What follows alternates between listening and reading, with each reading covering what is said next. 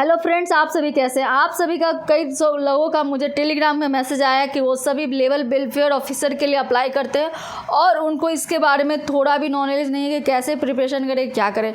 तो दोस्तों, आपके लिए मैं यहाँ पे एक सीरीज़ लेकर आई हूँ जिसमें हम लोग लेबर वेलफेयर ऑफिसर है, यानी कि लेबर लॉ से रिलेटेड इंडिया में क्या क्या लॉज हैं, बेसिक से लेके एडवांस तक सब कुछ जानेंगे। एक एक क्लास में मैं आपको टाइम टू टाइम समझाती रहूँगी। तो चलिए आज शुरू करते हैं आज का पहला क्लास। आज के पहले क्लास में हम जानेंगे लेबर लॉ ऑफ इंडिया के बारे में कि लेबर लॉ है क्या। ये सारा इसका मेन्यू है, यानी कि मेन्यू कहने का मतलब इस इंट्रोडक्शन है, जैसे हिस्ट्री क्या है, कैसे उसका एवोल्यूशन हुआ, पर्पस क्या है, ये सब जानेंगे। लिस्ट ऑफ लेबर लॉ के बारे में, क्लासिफिकेशन क्या है लेबर लॉज का, साथ ही जो इम्पोर्टेंट लेबर लॉज है जैसे अप्रेंटिसशिप एक्ट है, एम्प्लॉय स्टेट इंश्योरेंस एक्ट है, ये सबको, फैक्ट्री एक्ट, ये सारा जो स्क्रीन पे देख रहे हैं इस सबको मैं इस वीडियो में पर डे के हिसाब से टाइम टू टाइम इसको कवर करूँगी। ढेर सारे क्लासेस अपलोड होंगे जो कि आपको लेबर लॉ के बारे में आपको बताया जाएगा कि क्या है, सब कुछ जानेंगे डिटेल में। तो चलिए आज के पहले क्लास में हम इंट्रोडक्शन के बारे में जानेंगे, जिसमें लेबर लॉ क्या है वो जानेंगे। तो मैं ये बाइलिंगुअल होगा, यानी कि मैं इसे इंग्लिश में पढ़ के फिर हिंदी में आपको समझाऊंगी। ये पूरे क्लास की तरह होगा, तो इंग्लिश में पढ़ के और हिंदी में समझाऊंगी। Labour law also known as employment law is the body of laws, administrative ruling and the president which address the legal rights of and restriction on working peoples and their organization. As such it mediates many aspects of the relationship between trade union, employee and employees. In other words, labor law defines the rights and obligation on workers, union members and employer in the workplace. Generally, labor law covers industrial relation, workplace health and safety and employment standards.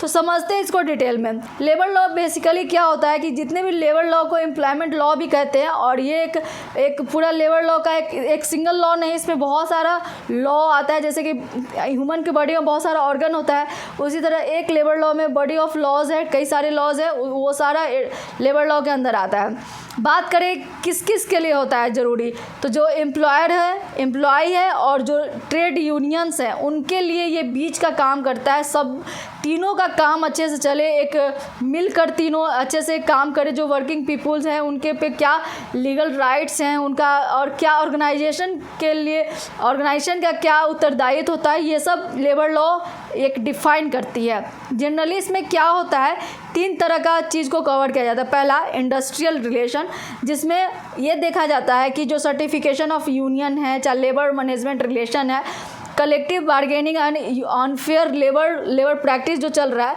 वो सब पे एक क्या कहते हैं बिंदु लगाने के, अंकुश लगाने के लिए, यानी कि उसको कंट्रोल में रखने के लिए इंडस्ट्रियल रिलेशन पे इनका काम होता है।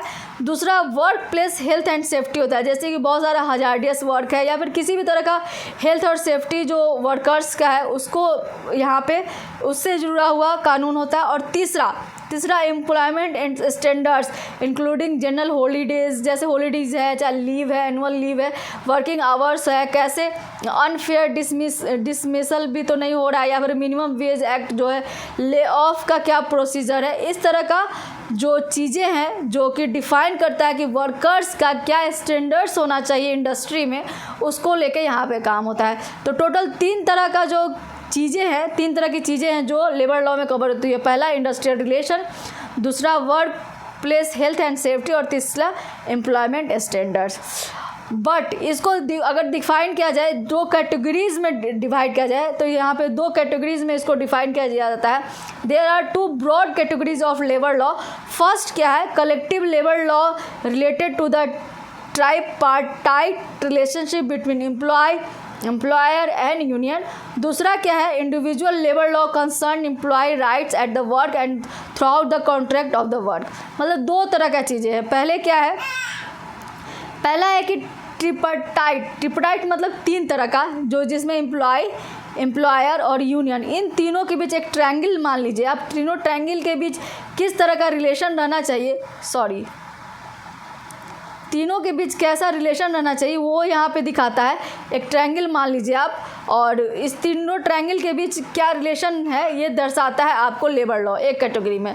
दूसरे कैटेगरी में क्या है, ये तो तीन अलग अलग सिस्टम के बीच क्या ऑर्गेनाइजेशन, क्या उनके बीच क्या मिलजोल के इस तरह से उनका ट्रेड होना चाहिए वो बताता है। दूसरा क्या है, इंडिविजुअल लेबर का क्या राइट्स है वो बताता है। इंडिविजुअल लेबर के बीच क्या राइट है, जैसे कि खुद के लेबर का क्या सेफ्टी है, उनका छुट्टी को लेके, उनके सैलरी को लेके, उनके हेल्थ को लेके, उनके सेफ्टी को लेके, ये सब कवर होता है दूसरे लॉ में।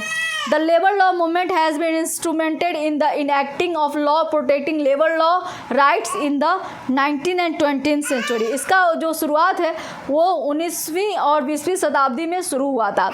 Labour right has been integral to the social and economic development since the industrial revolution. और जैसे जैसे इंडस्ट्रियल रिवोल्यूशन हुआ वैसे वैसे लेबर राइट का, लेबर लॉ का जो शुरुआत होने गया उतना ही ज़रूरत पड़ने लगा, क्योंकि लोग ज़्यादा से ज़्यादा इंडस्ट्री में काम करने लगे तो उनका एक्सप्लॉयटेशन नहीं हो, इसके लिए लेबर लॉ लगाया गया। तो आज हमने जाना लेबर लॉ में किस तरह से क्या क्या आता है, लेबर लॉ हम किसको कहते हैं, और अगले क्लास में हम हिस्ट्री ऑफ लेबर लॉ को देखेंगे। तो लेबर लॉ से जुड़े हुए चीज़ों को जानने के लिए इस चैनल पे बने रहिए। आप में से कई सारे हैं जो लेबर वेलफेयर ऑफिसर के लिए तैयारी करते हैं, या फिर लेबर वेलफेयर ऑफिसर से आप किसी भी तरह का तैयारी करते हैं, तो लेबर लॉ से जुड़ा हुआ सारा इन्फॉर्मेशन आपको इस सीरीज़ में मिलेगा।